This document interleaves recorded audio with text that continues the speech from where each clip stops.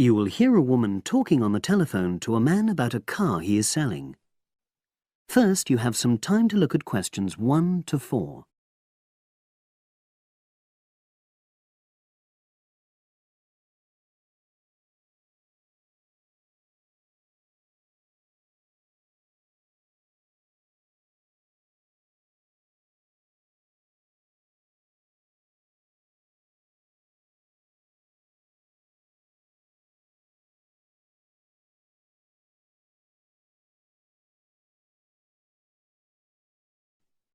Now we shall begin. You should answer the questions as you listen, because you will not hear the recording a second time. Listen carefully and answer questions 1 to 4.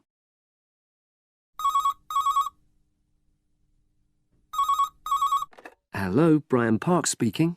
Oh, hello. I'm calling about the advert in the paper. For the car? Yes, the Mini you've got advertised for sale. Oh, yes. I just wanted to find out a bit more information. Of course. What would you like to know? It's my brother who's interested, actually, but he's not in today, so he asked me to call you. Fine. Great, thanks. So, it's a Mini, Yep. and how old is it? Just coming up to 13 years old. And I seem to remember from the ad that it's grey. That's it. Doesn't show the dirt. Absolutely. Anyway, the colour shouldn't be a problem for Jeff.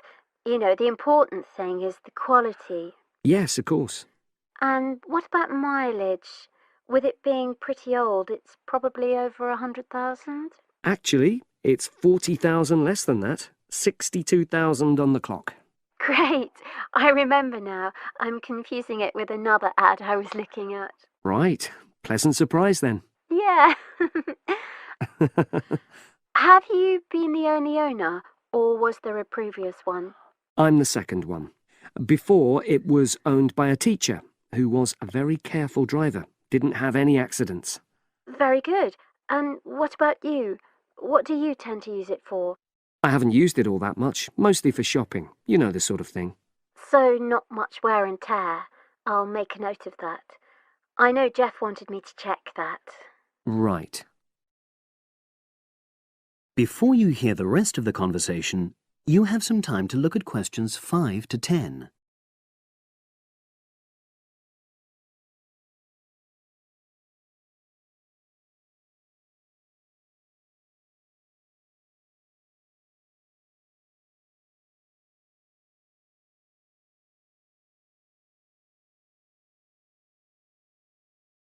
Now listen and answer questions 5 to 10.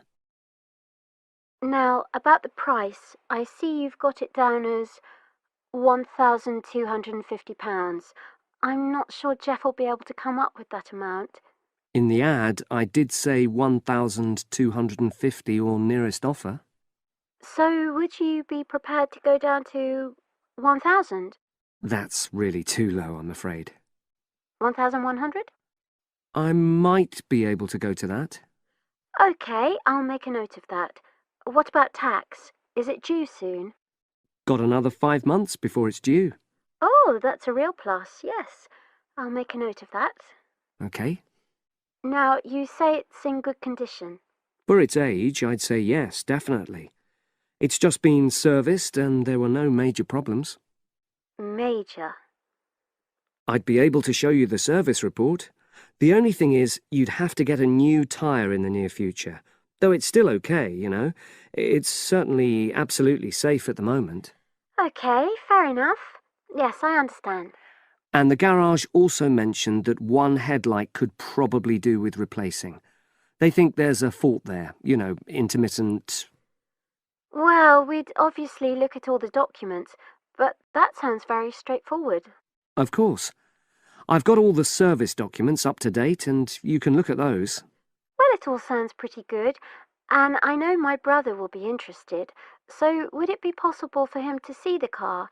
He's back from his trip tomorrow and away tonight, so how about tomorrow? Tomorrow? Wednesday? I'm afraid that's not possible. I'm out pretty much all day. Well, Thursday then? That'd be fine, yeah. In the morning? Yes, that'd suit me perfectly. Great. Now, you'll need my address. Oh, yes, of course. What is it? It's number 238, 238? London Road. Oh, that's easy enough. Yes, very straightforward. So I'll pass on these notes to Jeff, and he'll see you in a couple. That is the end of part 1. You now have half a minute to check your answers.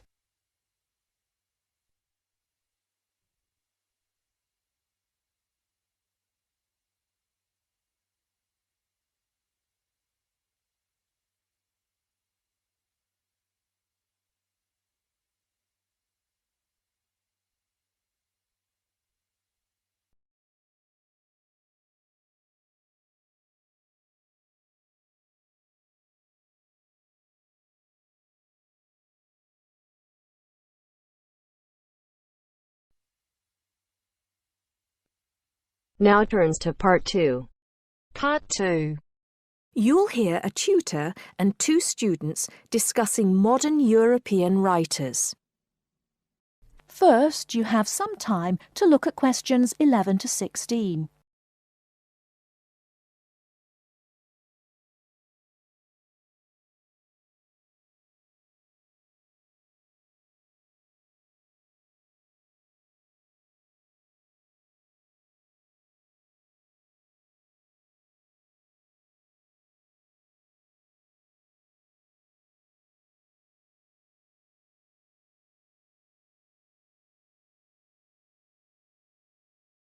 Now, listen carefully and answer questions 11 to 16. Okay, so to continue our look at modern European writers who have focused on the future in their work, today we're talking about H.G. Wells. Last week, I asked you both to do some background research on Wells, which we're going to discuss now. Gitanjali, tell us about H.G. Wells. Right. So, H.G. Wells was a hugely successful British science fiction writer, writing at the end of the 19th and the start of the 20th century, and much of his work focused on predicting the future. Jason, do you think Wells was just using the future as a narrative device in his fiction? No. He really believed we can predict the future. In fact, he gave a speech at the Royal Institution in London in 1902 called The Discovery of the Future. And the point he was making was that by looking at what you know about the present and about science, it's quite possible to predict the future. Indeed. Gitanjali, do you think Wells was always optimistic in his predictions? Not at all. In fact, he varied in his predictions from being extremely pessimistic about the future to being optimistic. Interestingly, one theory I read links the attitude in Wells's work to his own health. When he was writing The Time Machine, which was published in 1895, he'd just been diagnosed with an incurable fatal disease. Not surprisingly, the book is very pessimistic, being about a dystopia in the future, a long time in the future, the year 802-701 in fact, where there are 2 races on Earth, the Morlocks and the Eloi, and the Morlocks actually eat the Eloi. I thought it was interesting, though, that it was H.G. Wells who actually came up with the phrase time machine. So despite being pessimistic, the work has had a lasting effect on our culture. Right. After The Time Machine, though, H.G. Wells didn't die, of course, and his recovery might be why he began to be a bit more optimistic about the future. So that brings us to his first utopia, Anticipations. Jason, tell us about that. Well, Anticipations, or to give it its full title, Anticipations of the Reaction of the Mechanical and Scientific Progress upon Human Life and Scientific Thought, was published in 1901 and was set in the New Republic of the year 2000. Some of the things Wells predicts are fairly close to our reality today, including 24-hour news, global telecommunications, and even a European Union. We'll come back to the accuracy of Wells's predictions a little later. Gitanjali, how was Wells's work received at the time? Well, although Wells was extremely successful, not everyone respected his work or his predictions. Another well-known science fiction writer, Jules Verne, viciously attacked him for works such as The First Man in the Moon, which Verne argued weren't rooted in scientific fact at all. That's right. Now, Wells wrote a number of other utopian visions of the future. Jason? Yes, in A Modern Utopia, published in 1905, his vision was of a world where there's no private property, where everyone has access to wonderful healthcare, and interestingly, where everyone's personal information is stored on cards in a central database outside Paris. Apart from the healthcare, I'm not sure everyone today would see that as a positive view of the future. Neither am I. And, on a similar note, Wells strongly believed in population control and in The Shape of Things to Come, which was published in 1933, he sees and supports a world where the population is kept at 2 billion. Once again, I'm not sure most people today would necessarily see that as a good thing. Before you hear the rest of the talk, you have some time to look at questions 17 to 20.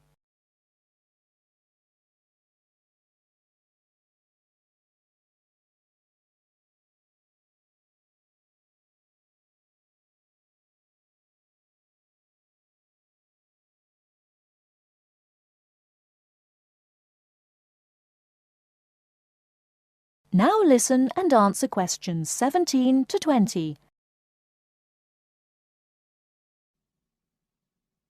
Gitanjali, in your research, did you come across anything about the world brain? Yes, I did. It's actually very interesting. Throughout the 1930s, Wells predicted and supported the setting up of a huge world encyclopedia. And towards the end of the decade, in 1938, he wrote a series of essays called World Brain. In these essays, he called for the world to make use of modern technology to create an enormous global encyclopedia so that all our knowledge is available to all people, not just an educated elite. Wells envisioned this as probably being on microfilm. He thought it would allow anyone, anywhere in the world, to look at any book or any document. He also thought it would be created by everyone, once again, not just by an elite. Yes, and as you can imagine, many people today say that the internet has basically fulfilled his prediction. Of course, it doesn't use microfilm, but essentially, it does meet all Wells's main requirements.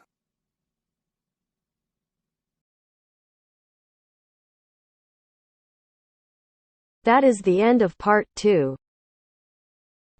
You now have half a minute to check your answers.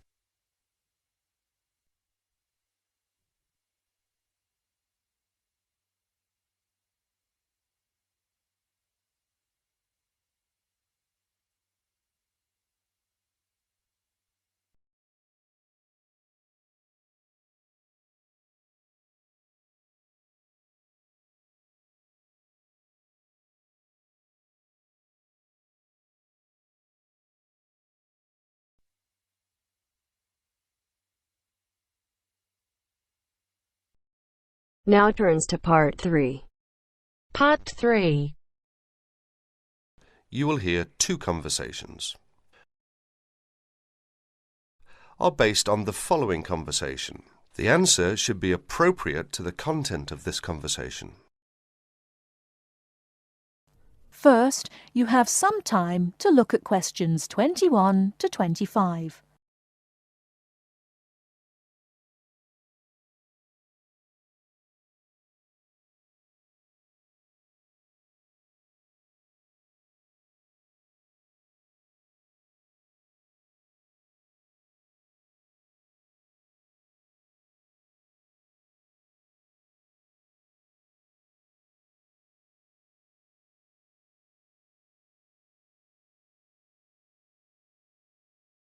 Now listen carefully and answer questions 21 to 25.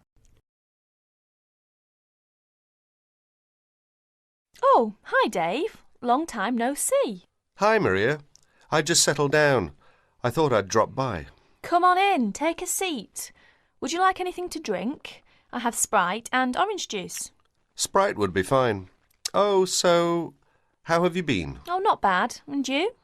Oh, I'm doing okay, but school has been really busy these days, and I haven't had time to relax. By the way, what's your major? Hotel management. Well, what do you want to do once you graduate? I haven't decided for sure, but I think I'd like to work for a hotel or travel agency in this area. How about you? Well, when I first started college, I wanted to major in French, but I realised I might have a hard time finding a job using the language, so I changed my major to computer science.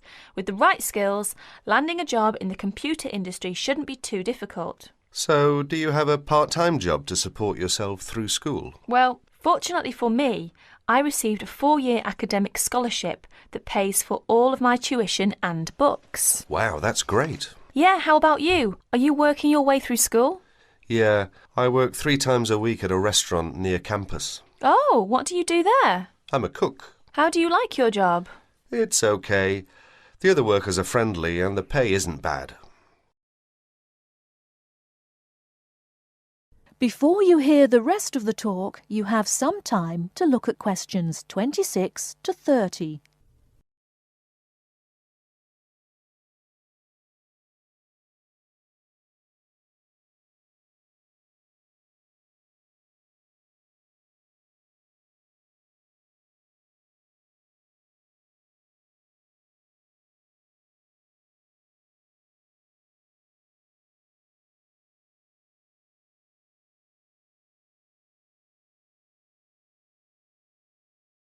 Now listen and answer questions 26 to 30. Several days later, Dave and Maria met on campus. So what do you want to do tomorrow? Well, let's look at this city guide here. Here's something interesting. Why don't we first visit the art museum in the morning? OK, I like that idea. And where do you want to have lunch? How about going to an Indian restaurant? The guide recommends one downtown, a few blocks from the museum. Now that sounds great. After that, what do you think about visiting the zoo? Well, it says here that there are some very unique animals not found anywhere else. Well, to tell the truth, I'm not really interested in going there. Yeah, why don't we go shopping instead? There are supposed to be some really nice places to pick up souvenirs. No, I don't think that's a good idea. We only have a few traveller's checks left, and I only have $50 left in cash. No problem. We can use your credit card to pay for my clothes. Oh no, I remember the last time you used my credit card for your purchases. Oh well, let's take the subway down to the seashore and walk along the beach. Now that sounds like a wonderful plan.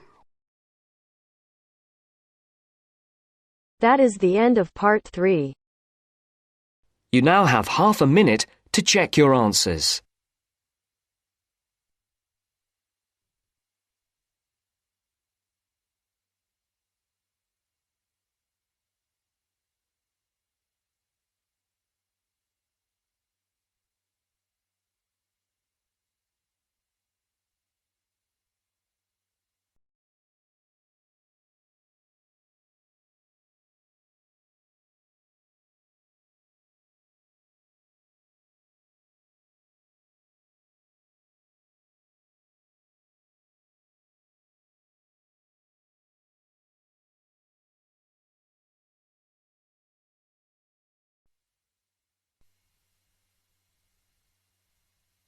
Now turns to part 4. Part 4. Hear an extract from a talk given by a lecturer from Management Department of a university on the topic Job Satisfaction. First, you have some time to look at questions 31 to 40.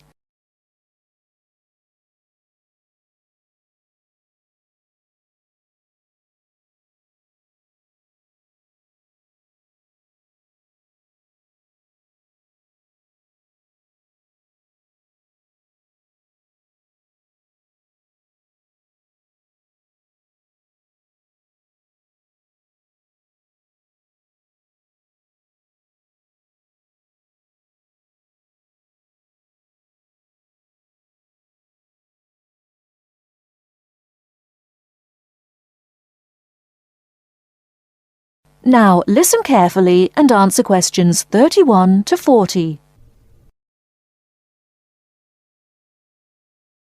Job satisfaction is how happy an individual is with his or her job. Scholars and human resource professionals generally make a distinction between affective job satisfaction and cognitive job satisfaction. Affective job satisfaction is the overall extent of pleasurable emotional feelings individuals have about their jobs and is different from cognitive job satisfaction, which is the extent of individual satisfaction with particular facets of their jobs such as pay, pension, arrangements, working hours, and numerous other aspects of their jobs. At its most general level of conceptualization, job satisfaction is simply how content an individual is with his or her job. Affective job satisfaction is usually defined as a one-dimensional, subjective construct representing an overall emotional feeling individuals have about their job as a whole. Hence, affective job satisfaction for individuals reflects the degree of pleasure or happiness their job in general induces. Cognitive job satisfaction is usually defined as being a more objective and logical evaluation of various facets of a job.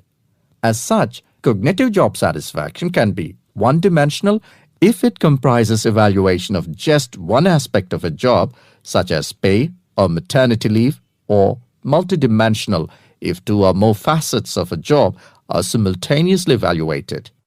Environmental factors. One of the most significant aspects of an individual's work in a modern organization concerns the management of communication demands that he or she encounters on the job. Demands can be characterized as a communication load. Individuals in an organization can experience communication overload and communication underload, which can affect their level of job satisfaction. Communication overload can occur when an individual receives loads of message in a short period of time, which can result in unprocessed information, or when an individual faces more complex messages that are more difficult to process.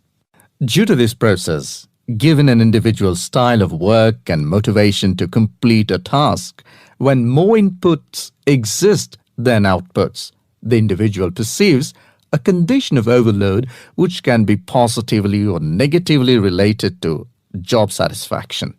In comparison, communication underload can occur when messages or inputs are sent below the individual's ability to process them. According to the ideas of communication overload and underload, if an individual does not receive enough input on the job or is unsuccessful in processing these inputs, the individual is more likely to become dissatisfied, aggravated, and unhappy with their work that leads to a low level of job satisfaction. Superior subordinate communication. Superior subordinate communication is an important influence on job satisfaction in the workplace. The way in which subordinates perceive a superior's behavior can positively or negatively influence job satisfaction. Communication behavior such as facial expression, eye contact, vocal expression, and body movement is crucial to the superior-subordinate relationship. Nonverbal messages play a central role in interpersonal interactions with respect to impression formation, deception, attraction, social influence, and emotional bonding. Individuals who dislike and think negatively about their supervisor are less willing to communicate or have motivation to work, whereas individuals who like and think positively of their supervisor are more likely to communicate and are satisfied with their job and work environment. A supervisor who uses nonverbal immediacy, friendliness, and open communication lines is more likely to receive positive feedback and high job satisfaction from a subordinate. Strategic employee recognition. Employee recognition is not only about gifts and points. It's about changing the corporate culture in order to meet goals and initiatives, and most importantly, to connect employees to the company's core values and beliefs. Strategic employee recognition is seen as the most important program, not only to improve employee retention and motivation, but also to positively influence the financial situation. The vast majority of companies want to be innovative, coming up with new products, business models, and better ways of doing things. However, innovation is not so easy to achieve. A CEO cannot just order it and so it will be achieved. You have to carefully manage an organization so that over time innovations will emerge. Individual factors. Mood and emotions form the effective element of job satisfaction. Moods tend to be long-lasting, but often weaker states of uncertain origins, while emotions are often more intense, short-lived, and have a clear object or cause. Positive and negative emotions were also found to be significantly related to overall job satisfaction. It was found that suppression of unpleasant emotions decreases job satisfaction, and the amplification of pleasant emotions increases job satisfaction. There are two personality factors related to job satisfaction: alienation and locus of control. Employees who have an internal locus of control and feel less alienated are more likely to experience job satisfaction, job involvement, and organizational commitment. The characteristics like high self-esteem, self-efficacy, and low neuroticism are also related to job satisfaction.